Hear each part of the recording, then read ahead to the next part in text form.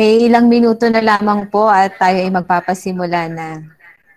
Salamat po sa mga maagang pumasok. Welcome po sa inyong lahat.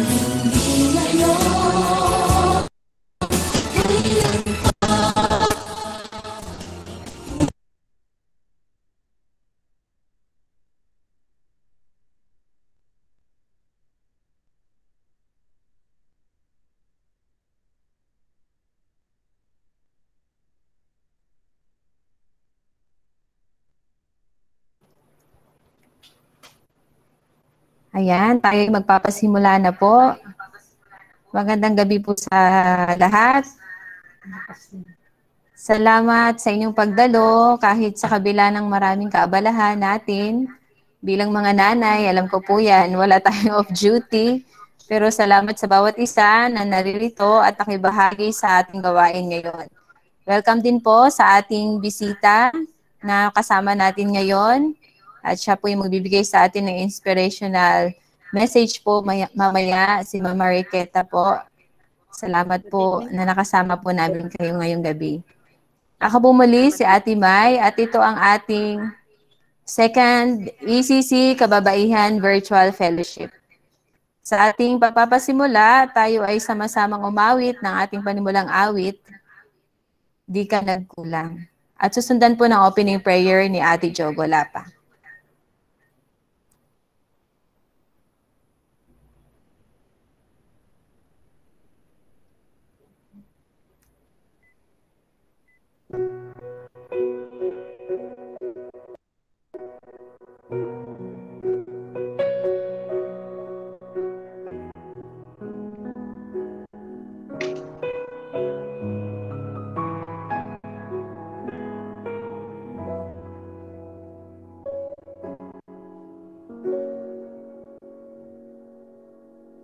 Ikaw lang ang pag-asa ko, ikaw ang buhay ko, Jesus. Kahit ako'y nangangamba, basta't ikaw ang kasama, panatag na.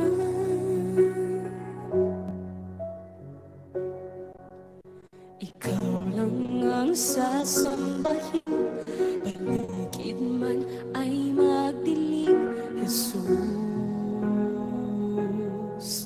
Kahit may suliranin man, lagi kang aawitan, ikaw lamang. Kahit kailan di ka nagkulang, biyaya mo sa akin laging daan. Ang pag-ibig mo sa akin walang hanggan, inibig mo ako noon, Ama.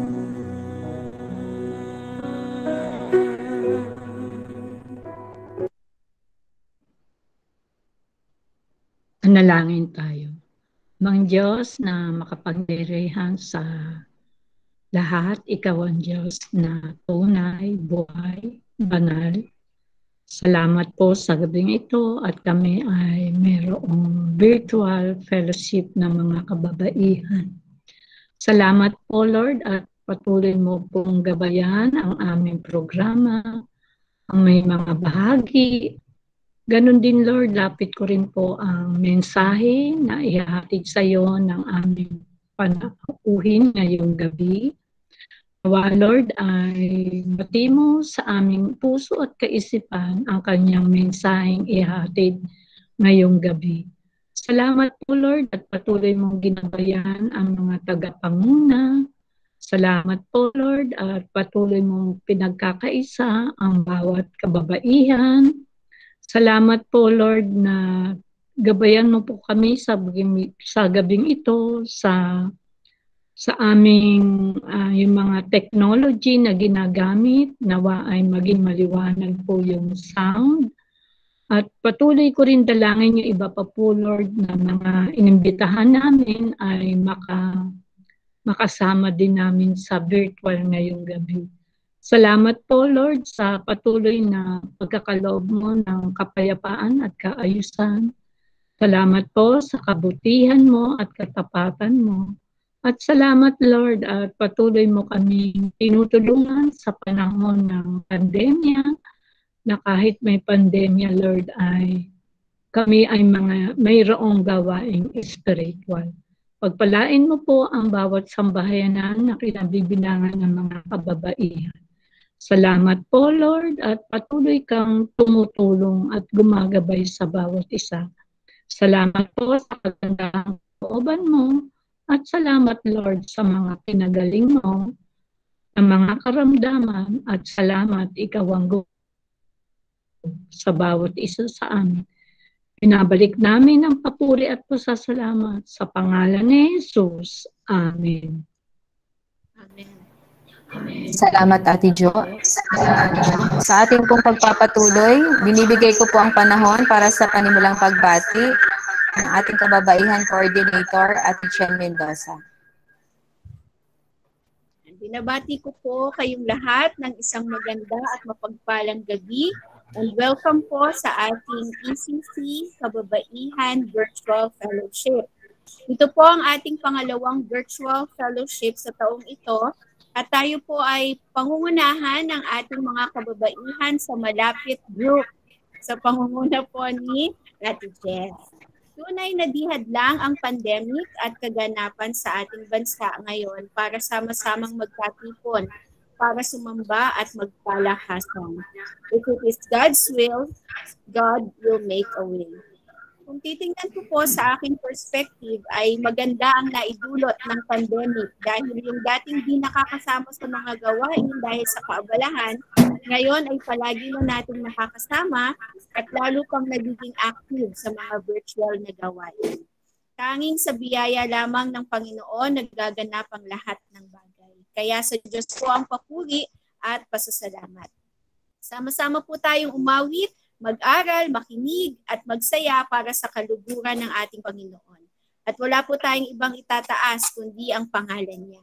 Muli, magandang gabi po at welcome po sa ating lahat, lalo na po sa ating mga bisita ngayong gabi. Sa Diyos po ang papuri. God bless us all po. Ayan. Thank you, Ate Chen. Tayo po ay magpapatuloy at sabay-sabay po nating awitin ang praise song na ako'y magpupuri sa Panginoon.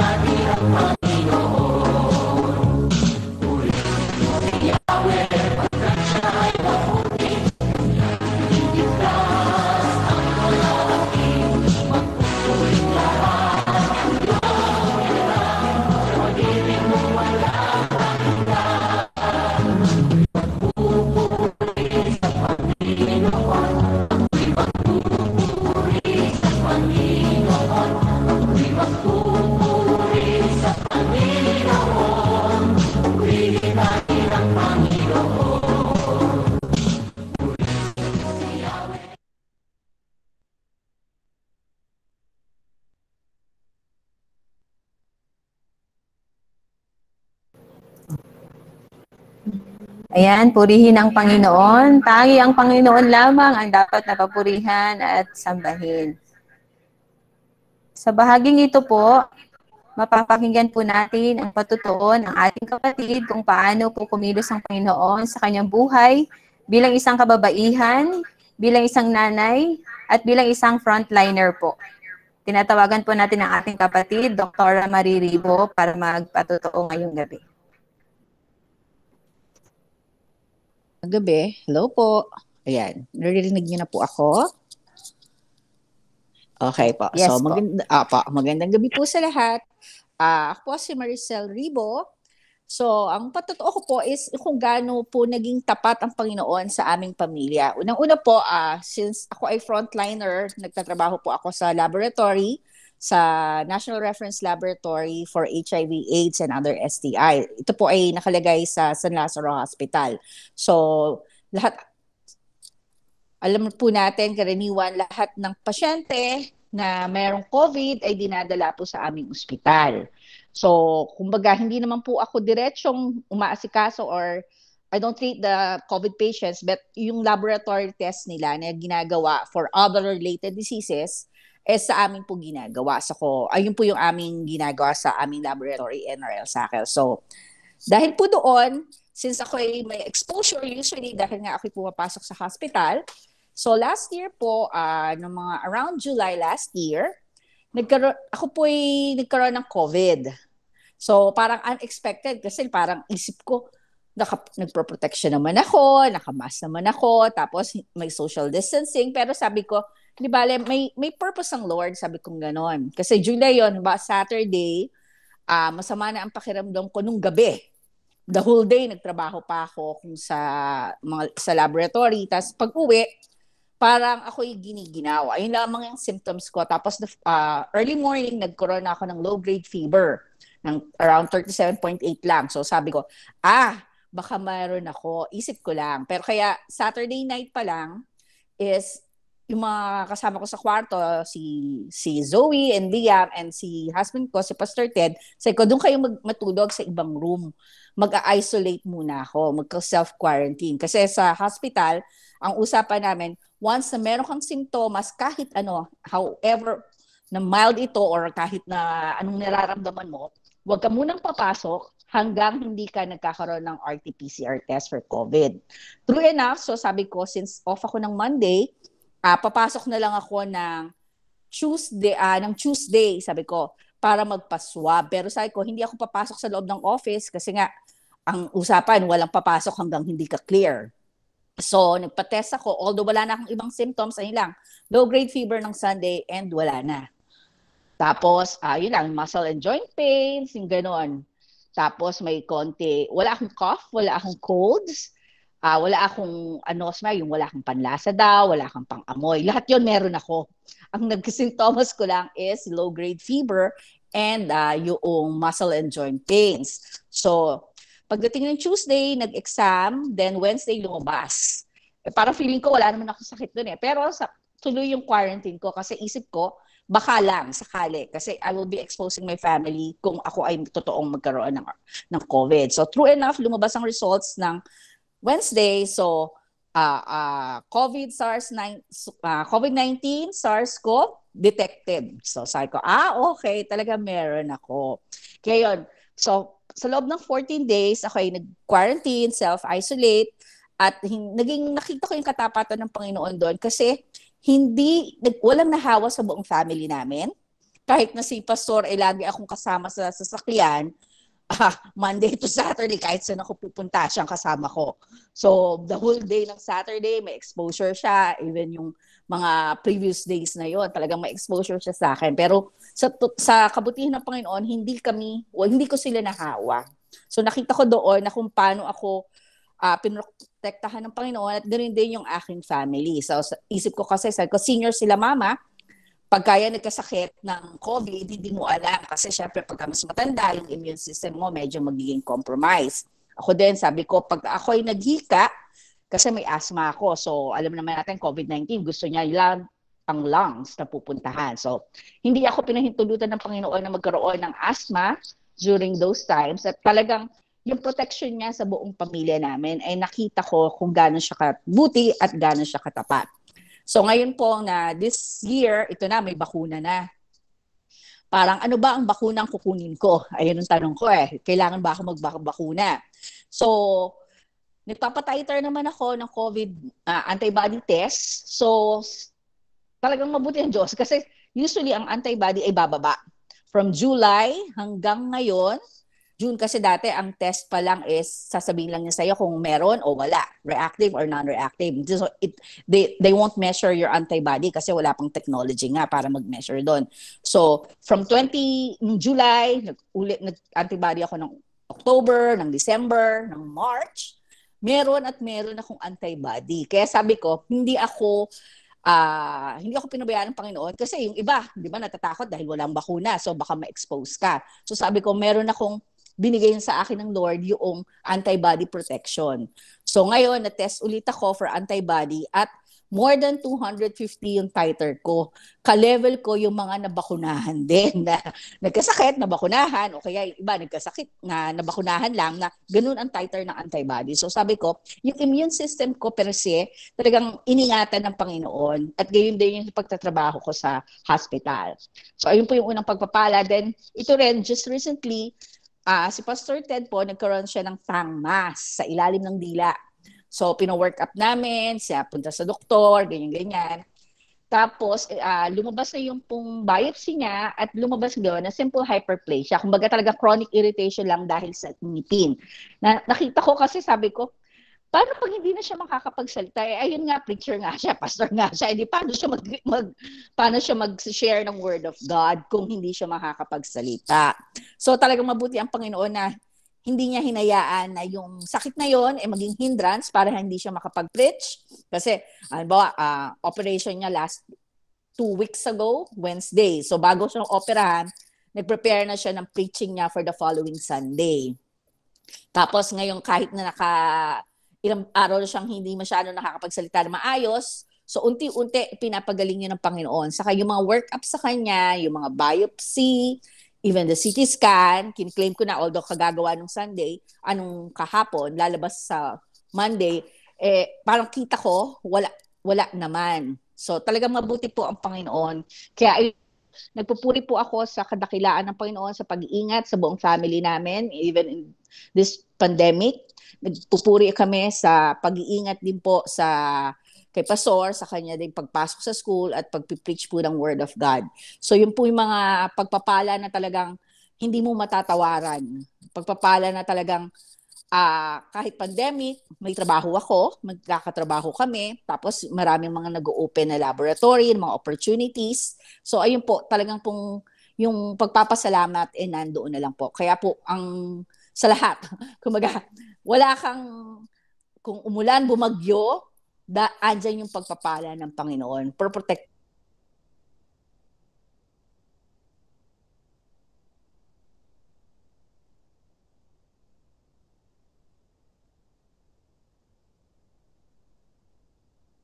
Lamang po. Maraming salamat. Yan. Salamat po, Dr. Marie, sa nakita po namin ang kabutihan at katapatan ng Panginoon sa inyong buhay. Palagi po kayong kasama sa aming mga prayers po. Mga frontliners ay palagi po namin pinapanalangin. Ngayon naman po, I will share through message through song. Naway mapagpala po tayo. Panoorin po natin. Ang title po ng song ay Dakila Ka.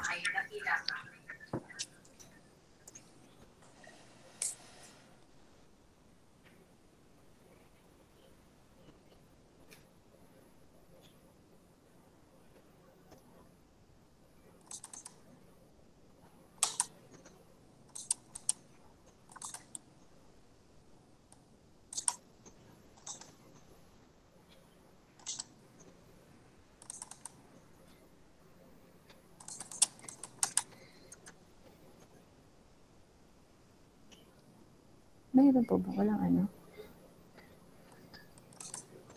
Sorry.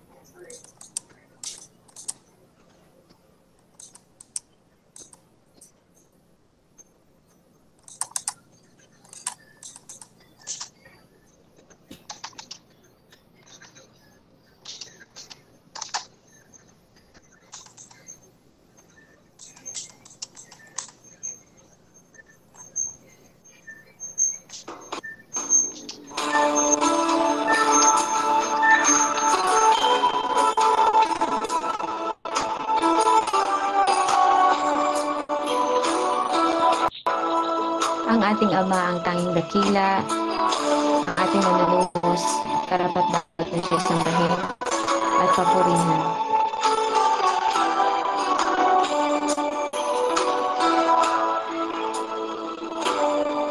Ating Ama,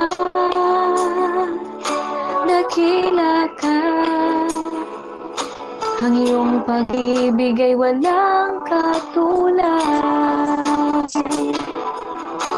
Ikaw ang Alpha at Omega, karapat-dapat ka sa aking pagsamba.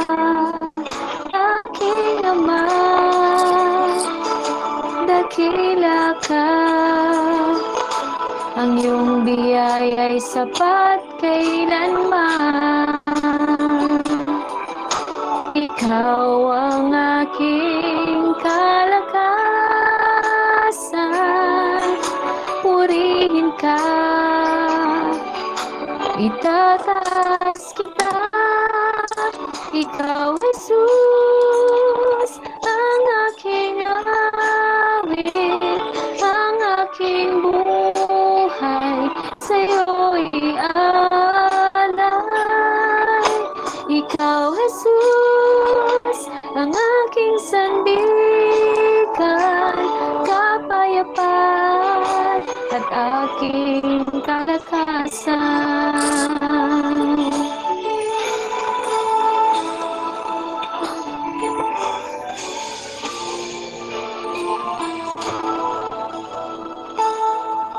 Aking Ama, dakila ka, ang iyong habag ay walang hangganan. Ikaw ang aking manunubos, dakilain ka, luluwalhatin ka. Ikaw, Jesus, ang aking awit, ang aking buhay, sa'yo'y alay. Ikaw, Jesus, ang aking sandigan, kapayapaan at aking kalakasan. Dahil sa dugong iyong itinis, sa mga sugat na iyong tiniis, kaligtasan ay aking natamo. Sasambahin kita, pagkat ikaw ay dakila.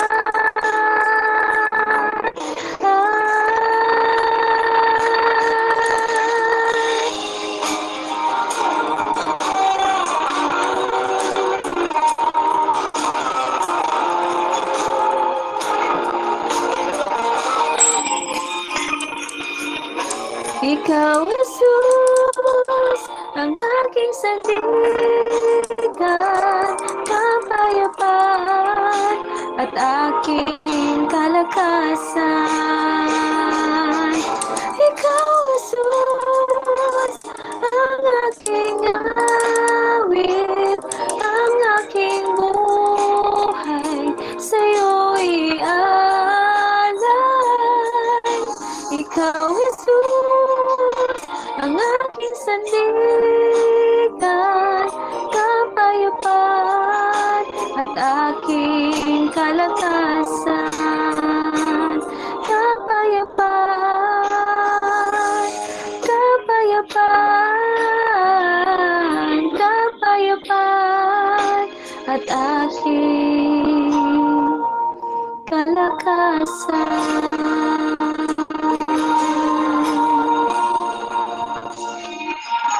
Sa Diyos po ang papuri.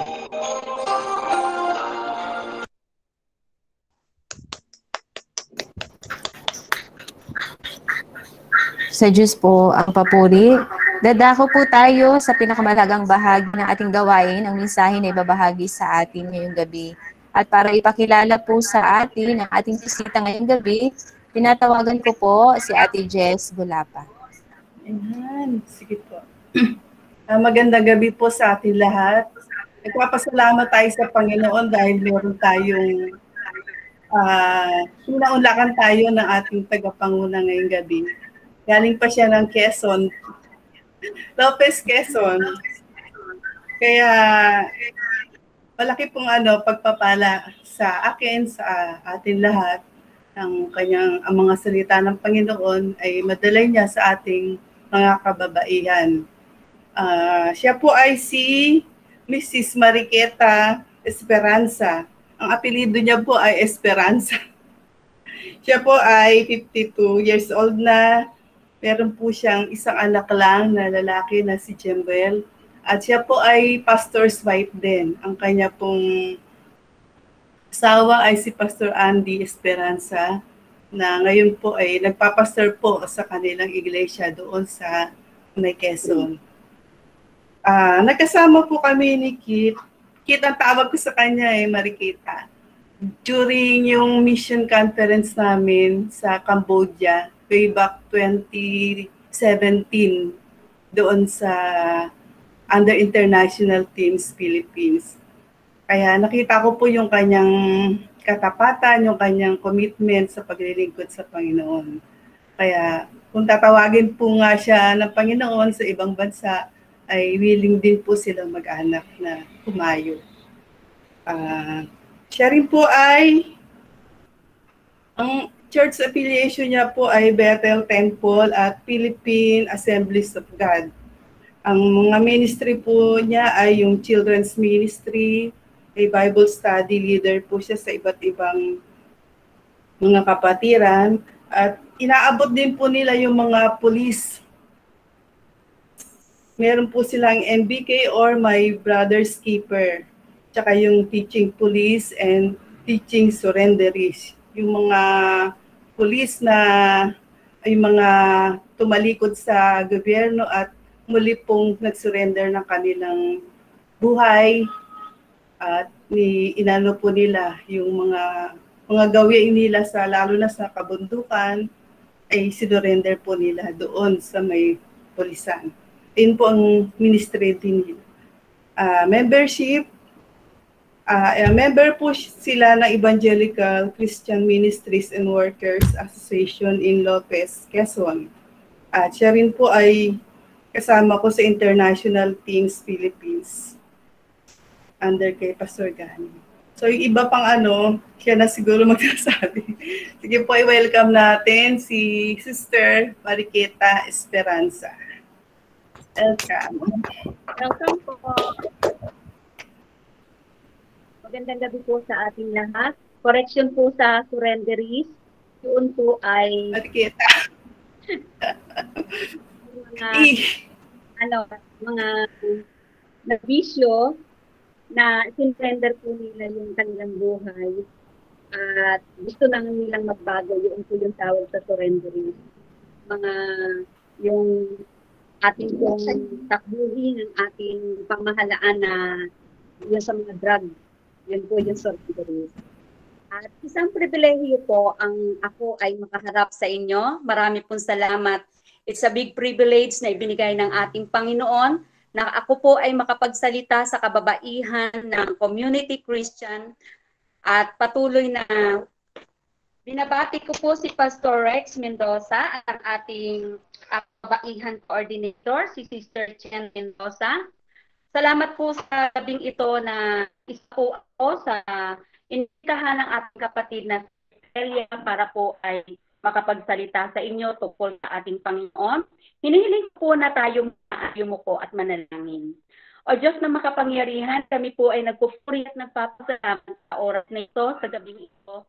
Pagpalain mo po, Panginoon, ang mga nanonood at ang bawat kasama namin sa gawaing ito, Panginoon, pinagpala mo na, Panginoon. Ano ang bigat ng kanilang mga puso, Panginoon, ito ay inayos mo na sa mga oras nito at pinalitan ng katugunan na nagmumula sa iyo. Lord, welcome namin ang iyong banal na espiritu sa aming kalagitnaan. Ikaw ang mataas sa gawaing ito.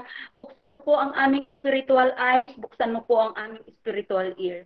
At sa oras na ito, patuloy ka namin makilala higit aming pagkakilala sa iyo sa oras na ito. Kaya Lord, patuloy na ang iyong banal na espiritu ang kumatagpo sa bawat isa sa amin. Marami po salamat, Ama, sa iyo ang kapurihan, kalwalatian at kadakilaan sa makapangyarihang pangalan ni Jesus. Amen. Ngayon po ay ang ating pag-aaralan ay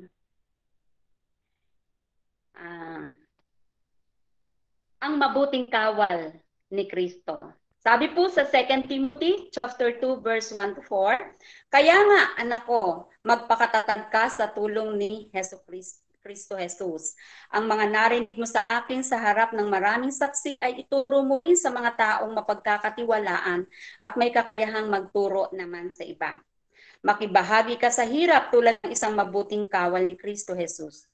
Sa isang kawal ay hindi nagiging abala sa mga bagay na walang kaugnayan sa pagiging kawal. Sa halip, sinisikap niyang mabigyan ng kasiyahan ang kanyang pinuno. Sabi po dito sa makakatangian ng isang mabuting kawal ni Kristo, may disiplina. Sa verse 1 po. Ibig po sabihin ng may disiplina, tayo po ay may devotion.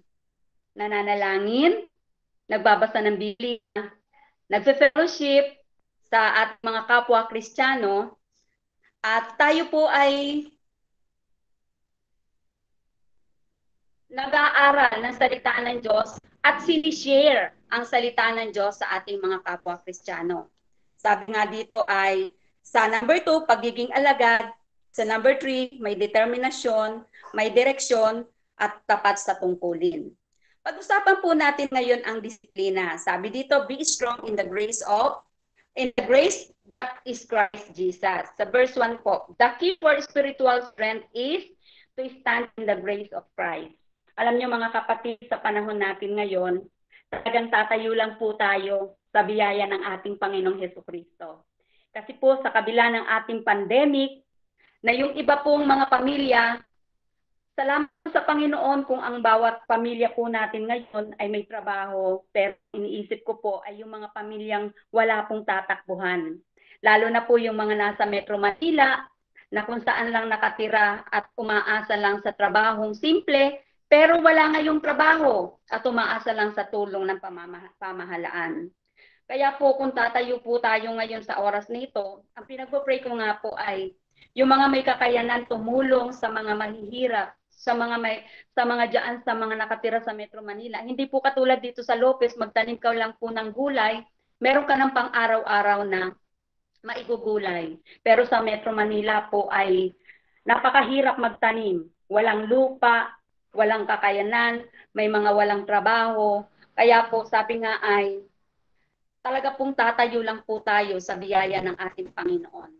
Na kung wala po ang ating Diyos sa bawat pamilya natin, andyan ang takot. Ano po yung takot na yun? Takot tayong mahawaan ng COVID, takot tayo sa mga kausap natin, baka mamaya pag uwi natin, mahawaan natin ang ating pamilya. Pero salamat po sa ating Panginoon dahil ang tinuro po sa amin ng Diyos dito sa Lopez, Quezon ay kami po ay nag-house to house Bible study. Hindi po kami takot ma-COVID kasi po ang binigay na wisdom ng ating Panginoon sa amin ay isang basong tubig lang na durugan mo ng isang sili, sakit ng lalamunan, hirap ng paghinga, at pagtatais, sakit ng kasuan, natatanggal na po. Kaya yung boldness to share the word of God ay binigay po sa aming mag-asawa ng ating Panginoon. Sabi po dito sa Ephesians 2:8 and 9,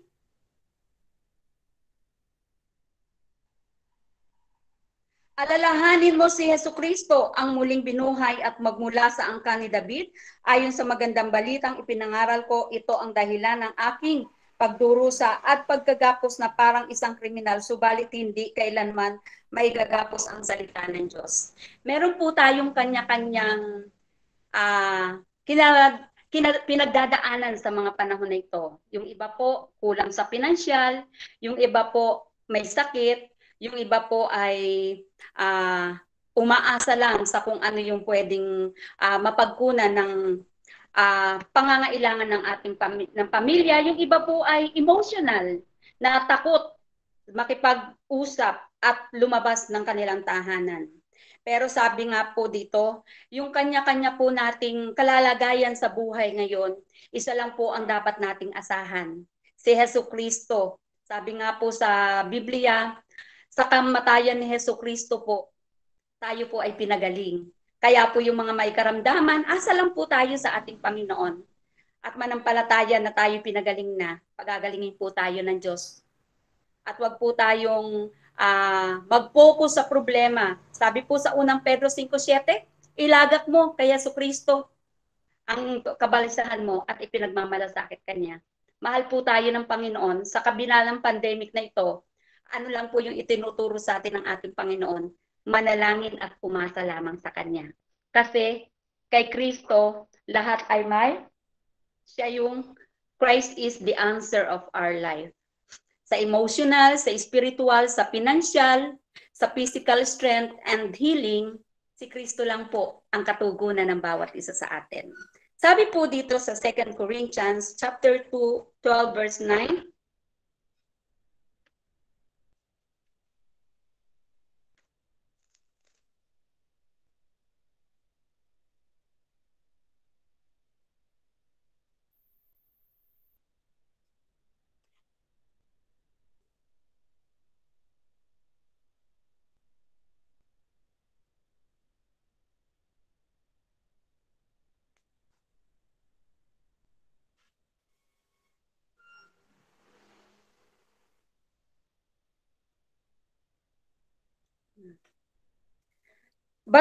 But he said to me, my grace is sufficient for you, for my power is made perfect in weakness. Therefore, I will boast all the more gladly about my weaknesses, so that Christ's power may restore me. Ang biyaya po ng Panginoon ay sapat sa buhay ni Pablo. Kasi po si Pablo ay may kahinaan. Bawat isa po sa atin ay may kahinaan.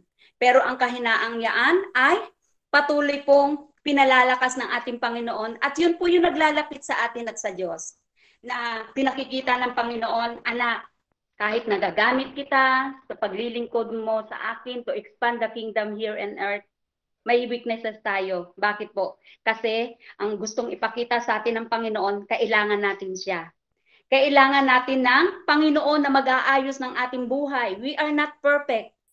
Pero ang Diyos po ang humuhubog sa bawat isa sa atin para po tayo ay maging dependent sa ating Panginoon. Ngayon po ay dadako tayo sa discipleship. Sabi dito sa verse 2, commit the faithful men who shall be able to teach other also.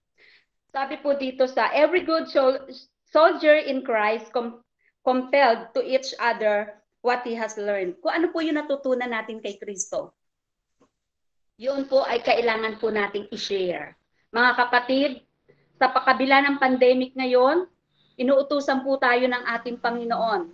Kamusta po ang ating asawa bilang kababaihan? Kamusta po ang ating mga anak bilang mga nanay?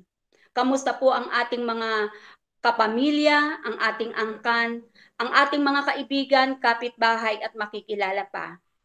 Sa panahon ngayon po, kailangan nila ng Kristo. Natutugon sa lahat ng kanilang pangangailangan. Hindi lang po tayo ang mahal ng ating Panginoon. Lahat ng klase ng tao, masama man o mabuti, mayaman man o mahirap, may pinag-aralan o wala, bata, matanda, mahal po yan ng Panginoon. Kamusta po ang bawat isa sa atin?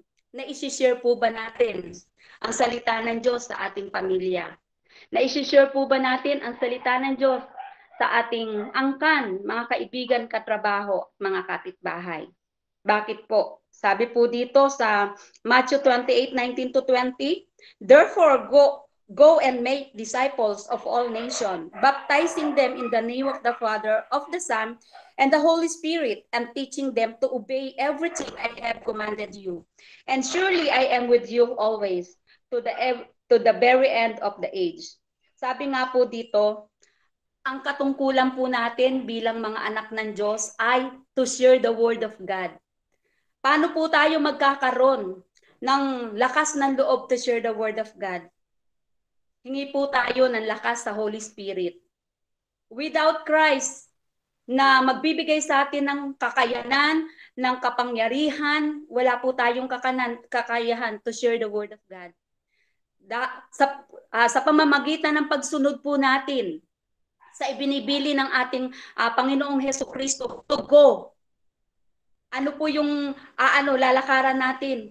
Ang Jerusalem po ay nagre-represent ng ating pamilya at angkan. Ang Judea po ay nagre-represent ng ating mga community. karatig lugar, karatig bansa. Katulad po inalaw po ng ating Panginoon na kami ay magkita ni Sister Jestrelia sa papuntang Cambodia. It's a big privilege po na kami nagkita at na kami naging close.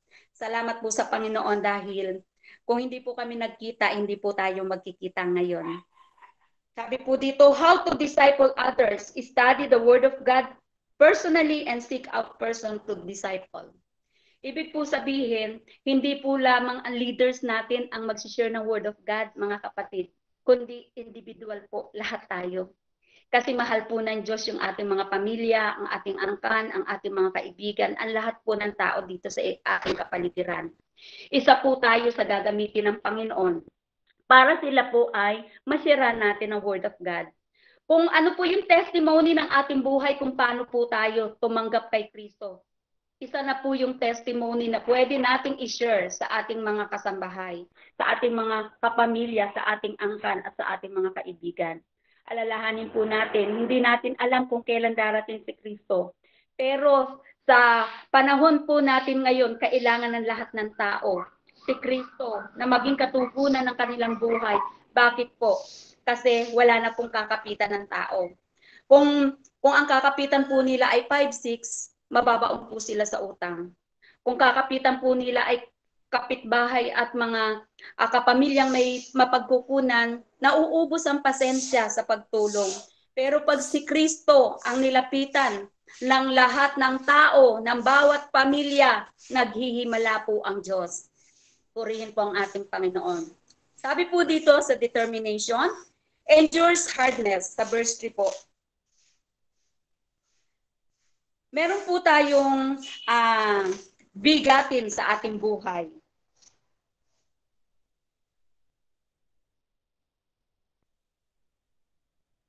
Makibahagi ka sa hirap tulad ng isang mabuting kawal ni Kristo Jesus. Ibig po sabihin, may mga bigatin po tayo sa buhay. Pero sabi nga sa unang Pedro 5:7, lahat ng bigatin natin, lahat ng pasanin natin, ibigay po natin sa ating Panginoong Hesukristo. Kasi po siya yung magbibigay ng katugunan sa tamang panahon. Meron pong yes, tinugon niya kagad ang ating mga bigatin. Meron pong no, kasi hindi yun yung karapat dapat para sa atin. Meron pong mag-iintay ka kasi po hinuhubog pa tayo ng ating Panginoon. Sabi dito, every soldiers of Christ must be determined to endure the hardness of the Christian life and ministry. Yan. Sa ministeryo po ay marami po tayong bigatin. May bigatin tayo na gusto nating i-comfort ang miyembro ng church bilang leaders tayo sa pangangailangan nila financially, sa emotion nila, sa problema nila pampamilya. Yun yung po yung nagiging bigatin natin. Pero sabi nga ay una nating idalangin ay sa Panginoon kasi ang Diyos naghihimala. At may kanya-kanya rin po tayong bigatin. Kung ano yung nasa loob ng tahanan natin na naguhubog sa ating pananatili at pag-lean on sa ating Panginoon. This involves not quitting, not giving up, not running away. Ibig po sabihin, huwag po nating takbuhan kung ano yung ating kalalagayan sa mga oras na ito. Huwag po tayong mag-quit sa ating Panginoon. Huwag po tayong give up. Huwag po tayong tumakbo. Bakit?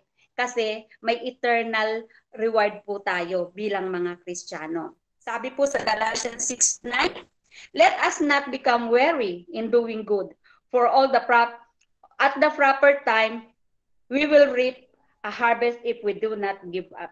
Huwag po tayong give up sa pagtulong sa mga taong nangangailangan. Emotionally, spiritually, physically, financially.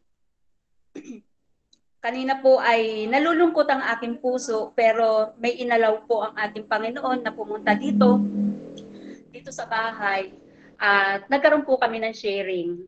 Salamat po sa Panginoon dahil sa pangangailangan ng mag-inang yun ay nakakagalak na sabi ko, Lord, ikaw po yung nagpasaya ng puso ko. Dahil nag-open ng problema at salamat dahil naging isa ko sa naging parte na takbuhan niya. Sabi ko, oo nga, dapat tumakbo kayo sa mga Kristiyano, hindi sa hindi Kristiyano. Kasi ang pagtakbo sa kapwa Kristiyano ng mga may problema, ilalapit kayo sa ating Panginoon. Kaya po bago sila umalis, sila ay ipinag-pray ko. Kaya salamat sa Panginoon dahil sabi nga yung kagalakan ng ating puso na ibinibigay ng ating Panginoon ay yung mga taong natutulungan natin sa mga bagay na pangangailangan nila. Sabi po dito, direction, no man that warreth entangled himself with the affairs of this life. Sabi dito, every good soldiers for Christ faces the affairs of this life, that is satanic controlled the world. Totoo po. Etong mundo po natin ay si Satanas na po ang nagko-control. Sabi po dito sa Romans 12:1, therefore I urge you, dear brothers and sisters, in view of God's mercy, to offer your bodies as a living sacrifice, holy and pleasing to God. Mga kapatid, ang ating buhay ay kailangan po nating everyday i-offer sa ating Panginoon. Pleasing personality. Ano po yun? Yung pagpapakumbaba. Kasi po hindi po tayo perfecto. Sa isip, sa salita at sa gawa, tayo po'y nagkakasala. Ang hinahanap po ng ating Panginoon ay yung pagpapakumbaba, laging paglilinis. Kung titignan po natin sa Romans 12:2, huwag po tayong makiayon sa takbo ng mundo. Ano po yung takbo ng mundo ngayon? Pasama po ng pasama. Pag hindi ka sumali sa trend, ikaw ay huli. Salamat na lang sa Panginoon kasi binibigyan tayo ng wisdom ng Lord. Na yung mga internet, yung mga pamamaraan ngayon na FB, Messenger ay ginagamit natin sa ikaluluwalhati ng ating Panginoon. Salamat po dahil sa ngayon wala po kaming church Sunday service at wala po kami ding virtual. Pero purihin po ang ating Panginoon. Mas pinagpala po ng Panginoon dahil 20 Messenger GC po ang aming pinapasahan ng Word of God. Yung may grupo na 3 times a day, may grupo na twice a day ang Word of God. Salamat po sa Panginoon. Bakit? Kasi nakikita po nila yung kapangyarihan ng Diyos. Na kailangan nila yung Diyos sa buhay nila. Without God, na alam nila na sila po ay hindi nila alam kung saan tatakbo. Pero pag sa salita ng Diyos, nahubog ang isang Kristiyano, makikita nila na gumagawa ang Diyos sa buhay nila. Sabi po dito, sa duty. Ano po yung duty natin? Strive lawfully.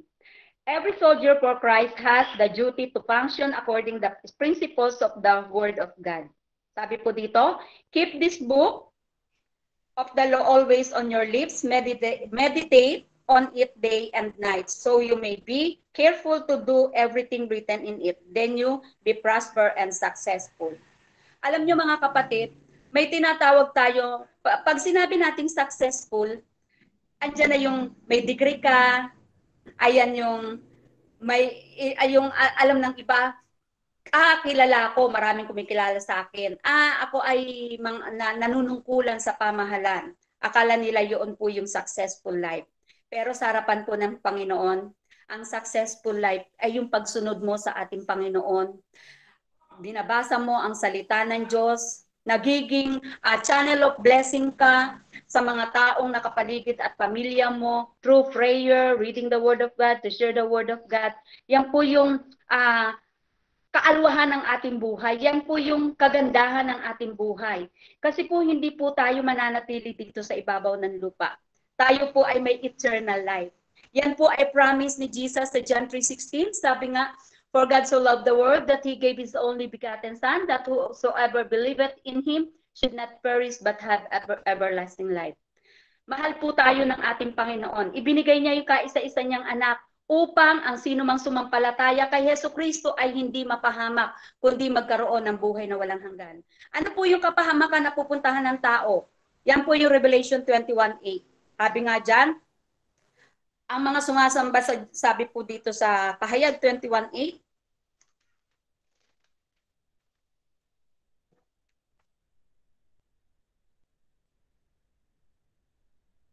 subalit para naman sa mga duwag, mga taksil, mga gumagawa ng kasuklang-suklang na bagay, mga mamamatay tao, mga nakikiapid, mga mangkukula, mga sumasamba sa Diyos-Diyosan at sa lahat ng sinungaling, ang magiging bahagi nila'y lawa na nagliliyab na apoy at asupre, ito ang pangalawang kamatayan. Ito po yung kapupuntahan ng tao. Pero po, sabi po dito sa kaya po ibinigay ng ating Panginoon si Jesucristo upang ang sinumang sumampalataya kay Jesucristo ay magkaroon ng buhay na walang hanggan. At huwag pong mapahamak. Ano po yung buhay na walang hanggan? Sa John 14:1-3. Huwag mabagabag ang inyong kalooban, sumampalataya kayo sa Diyos, sumampalataya din kayo sa akin. Sa bahay ng aking ama ay maraming silid. Kung hindi, ito totoo, sasabihin ko ba sa inyo? Pupunta ako roon upang ipaghanda ko kayo ng inyong matitirahan. Ibig po sabihin, yung eternal life po ay kapiling natin si Jesus Christ. Ayan po. Kaya salamat po sa ating Panginoon. Sabi nga, ang bawat Kristiyano ay isang kawal ni Kristo. Dapat siya ay laging handa, nagampanan ang tapat ang kanyang bahagi at tungkulin bilang hukbo ng Diyos. Ano po yung tungkulin natin? Tayo po ay tungkulin natin, sumunod sa salita ng Diyos at i-share ang salita ng Diyos. Ilapit ang tao sa harapan ng ating Panginoon. Ang mabuting kawal ng ating Panginoong Hesus ay umaasa ng walang hanggang gantimpala ang sumpa ng kasalanan ay tatanggalin para sa kabutihan, wala na ang kamatayan. Yan po yung eternal life na ibibigay po sa atin ng Panginoon. Wala nang kamatayan at wala na rin po tayong luha doon. Sabi nga po, tayo ay mga kawal ng Diyos, ang kanyang laban upang manalo, ang labanan ay sa Diyos. Tayo po ang Diyos po yung makikipaglaban para sa atin. Ang sa atin lang po, mga kapatid, maging isa po tayong mabuting tagasunod ni Kristo na to share the word of God dahil ito po yung kailangan ng tao. Na sa panahon natin ngayon, maraming namumroblema, pero ang number one na kailangan po nila, manalangin, magbasa ng Biblia, at ilapit natin sila sa Panginoon dahil ang Diyos naghihimala sa lahat ng pangangailangan nila. Tayo po ay yumuko at manalangin. O Diyos na makapangyarihan, nagpupuri at nagpapasalamat po kami sa oras na ito. Salamat po sa mga salita mo. Dalangin namin sa iyo, Panginoon, ang mga anak mo na nakikinig ng salita mo sa oras na ito. Turuan mo po kami, Panginoon. Encourage mo ang bawat isa sa amin, Panginoon, na maging parte ng iyong kaharian dito sa ibabaw ng lupa. Dalangin namin sa iyo, O God, ikaw ang nakakakilala ng bawat isa. Kamusta na po ang kanilang pamilya, ang kanilang angkan, kaibigan, mga katrabaho, mga kapitbahay at makikilala pa. Dalangin namin sa iyo, O God, maging instrumento pa po kami, ang bawat isa sa amin, upang ilapit ang mga taong nasa paligid namin kay Jesucristo upang magkaroon po sila, matuto silang sumampalataya kay Kristo upang hindi sila mapahamak at magkaroon ng buhay na walang hanggan na nagmumula kay Jesucristo. Marami pong salamat, Ama. Dalangin namin sa iyo, Panginoon, anuman ang bigatin ng bawat isa, spiritual man, na pagpapalakas spiritually, emotion, Panginoon, yung may mga problemang emotion, Lord, tukulin mo po sila. May mga problemang pinansyal, pagpalain mo sila, Panginoon. Ang mga may karamdaman, Lord, in Jesus' name, pinagaling mo na sila, Panginoon. Lord, marami pong salamat. Sa oras nito, pinagpala mo na ang bawat isa sa amin. Ito po ang aming dalangin sa makapangyarihang pangalan ng Ama, ng Anak, ng Espiritu Santo. Amen. Amen. Magandang gabi po sa atin. Amen. Awitin po natin ating response song. Nawa po ito ang mungging dalangin ng ating mga puso.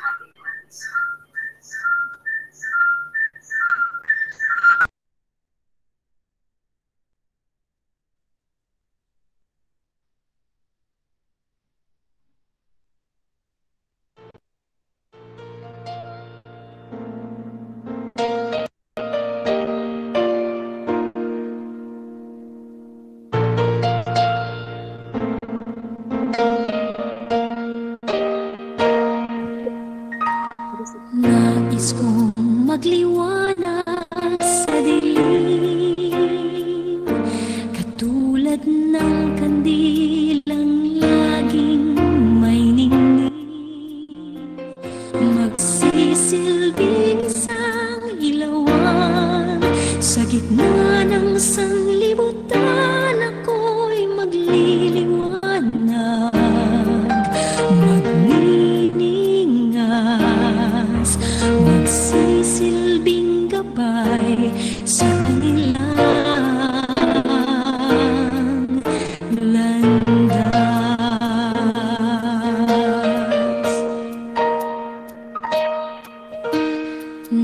Nais ko ay maging katulad mo. Daluyan ng iba yung pagpapala mo. Kung naligaw itong kapatid, ang landas ay maituwid tuwing halimbawa. Sa tuwi-tuwi na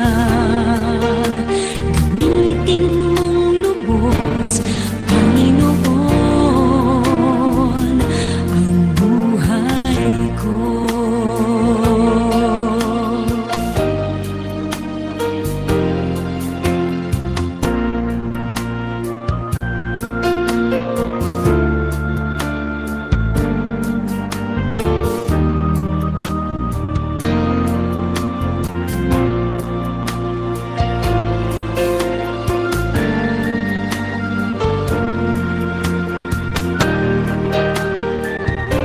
Gawing halimbawa sa tuwi-tuwi na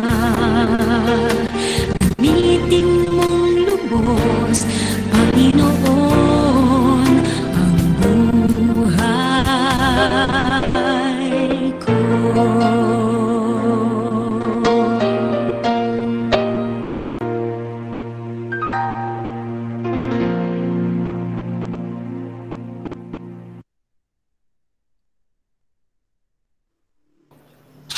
Amen. Naway patuloy tayong gamitin ng Panginoon ang ating mga buhay. Salamat po, Ma'am Mariqueta. Esperanza po sa inyong naibahagi ngayong gabi. Tayo mga kababaihan, ang mabuting kawal ni Kristo Jesus ay merong disiplin, nagdidisipulo, may determination, may direction, at ang ating duty po na patuloy na sumusunod sa aral ng Diyos. Purihin ang Panginoon. And hindi pa po tayo tapos. Sa bahaging ito, ibinibigay ko ang panahon kay Ate Ana Yadaw para sa nakalagay dito ay Bible quiz. So, Ate Ana, meron ba kayong inihanda para sa amin ngayong gabi?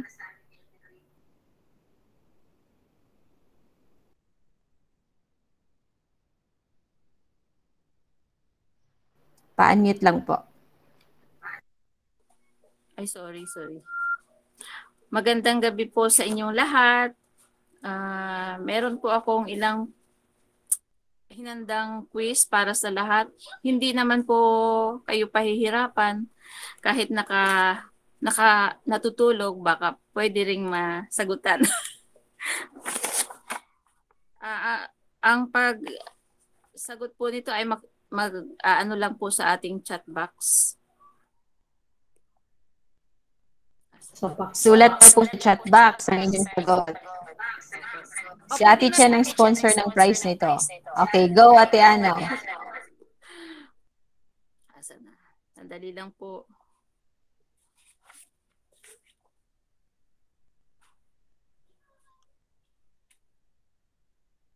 Di rin pa pala ako marunong. Wait lang.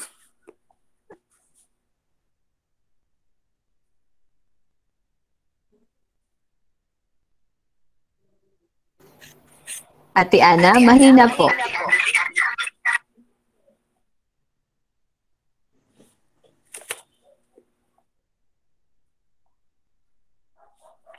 Simula na po tayo sa unang tanong. Ito po ay binigay. Okay na po, Ate May? Hello? Yes po. Go po. Klarong-klaro. Klarong-klaro. Sige po. Question number 1 po. Ito ay 10 utos na binigay ni Yahweh kay Moses. Ito ay isa sa 10 utos na may kasamang pangako. Ano po yun?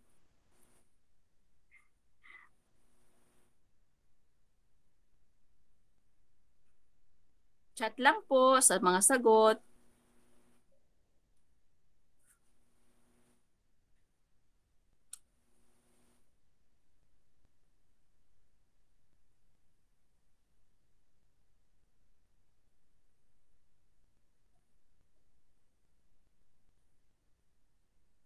Ayun. Tamang sagot na po tayo. Wow! Si Ate SP. Barley. Tingin. Isang box daw, Ate Che. Sino nanalo? Pangalawa po, hindi pa rin po ito mahirap. Ito po ay yung time na sinubok si Abraham ng ating Panginoon, yung kanyang katapatan sa kanya.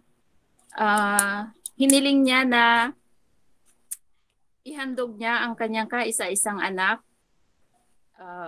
Nung time na kanya nang sasaksakin ang kanyang anak na nasa nasa dambana. Pinigilan siya ni Yahweh para wag saktan yung kanyang anak. At nag-provide po siya ng isang hayop na pampalit bilang handog. Ano po yun?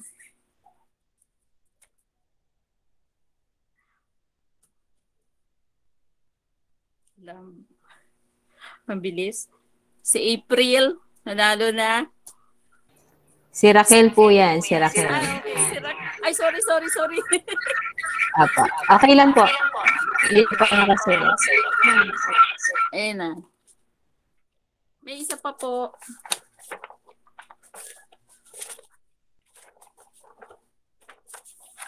Ito yung yung time na nandito si Jesus sa sanlibutan, namuhay siya bilang kagaya natin na isang normal na tao. Meron siyang mga kaibigan. Tapos sa kanyang isang matalik na kaibigan, at dumating yung pagkakataon na siya ay nagkasakit hanggang sa mamatay. Yun ay sobrang ikinalangkot ng ating Panginoon. At yun, doon siya ay tumangis.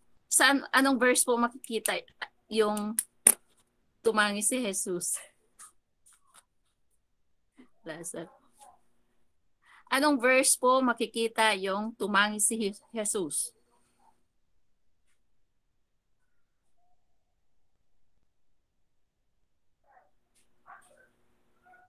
Opo, verse po, opo. Yan. John 11:35. Hindi ko po sino ito.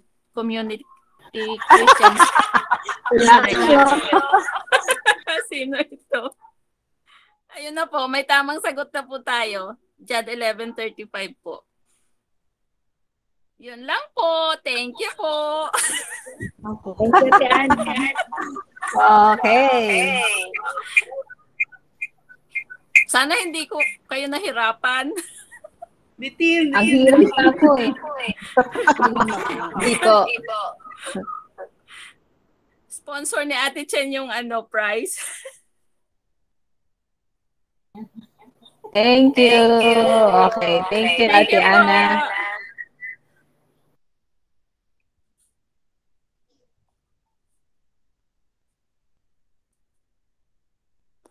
Okay po. Sa atin pong pagtatapos, request ko po si Ate Pai para sa ating closing prayer.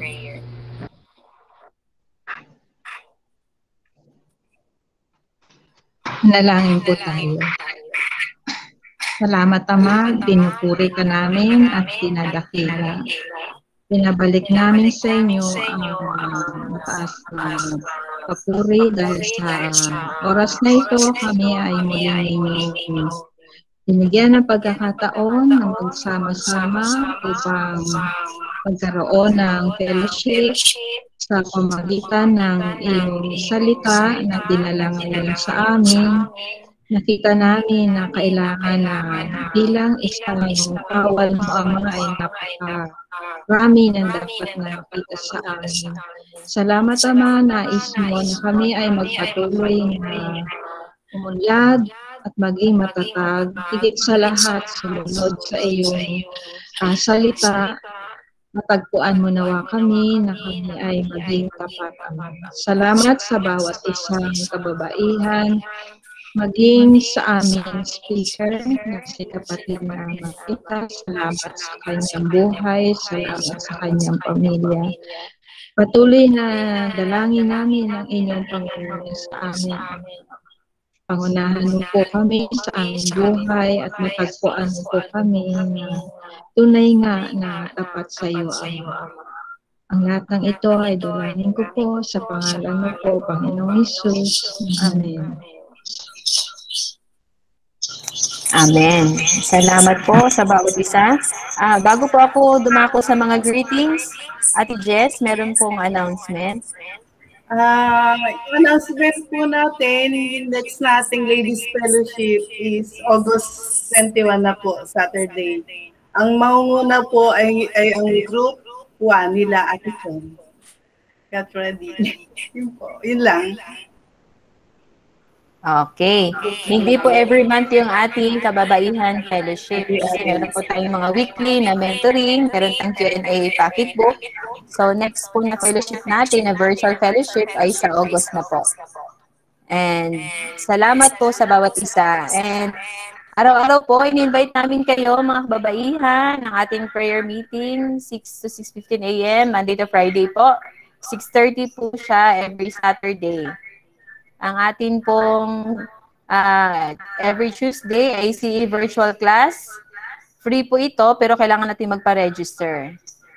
And every Wednesday po, in-encourage din po ang bawat pamilya na magkaroon ng prayer meeting. Meron din pong prayer meeting guide na pinopost po sa ating ECC community group para po sa mensahe ng Panginoon na pwede nating ipag-share sa ating family.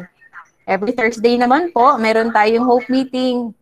So, kung hindi po tayo nakakabahagi face-to-face, pwede po tayong mag-share ng link. Sa ganung paraan po ay makaabot po tayo sa mga iba na kailangan na makarinig ng salita ng Panginoon. Makibahagi po tayo. And every Sunday po, ang ating sambahayan, bukas po, sama-sama po tayong sumamba sa Panginoon kasama ang ating pamilya. Na-post na din po ang ating sambahayan guide. Salamat sa mga nangunguna sa family. Maging tomorrow ay Father's Day. Huwag po natin kalimutan na batiin ang ating mga asawa. Amen. Amen po ba? Pwede na po kayo mag-unmute.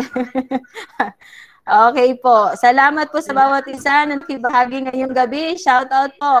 Thank you, Ate Rosalie, Ate Chen, Ate Rose Kamaing. Thank you, Ma'am Mariqueta Esperanza.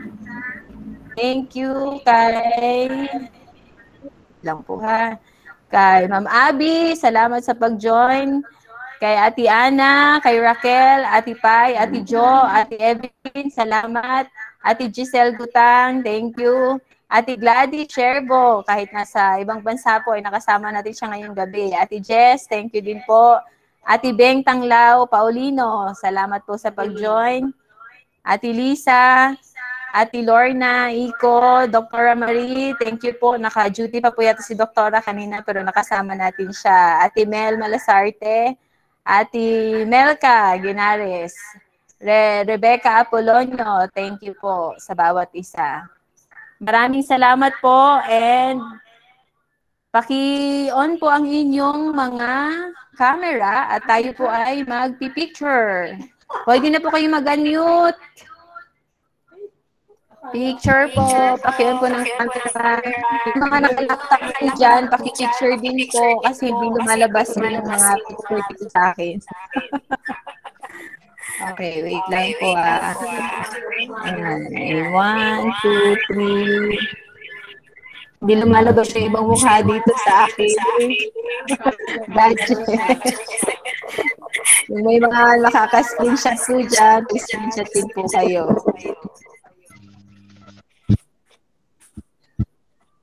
Okay po. Thank you po sa bawat isa. Thank you po. Thank you. Mabi, Doktora. Ay po sa lahat. Gandang gabi, Dok. Opo, naka-duty po. Ay, Gladys. Si Gladys. Hello, Ate. Thank you, Ate Jess. Thank you. Thank you, King. Thank you, Ate Chen. Ate Lisa, thank you sa songs. Thank you, Beck. Thank you, Mai. Ang premyo po ninyo, si Ate Chen yung inyong singilin. Papadala ko na lang po sa Okay na. Okay na kami sa barley. Isang box. Ayoko na isang sachet.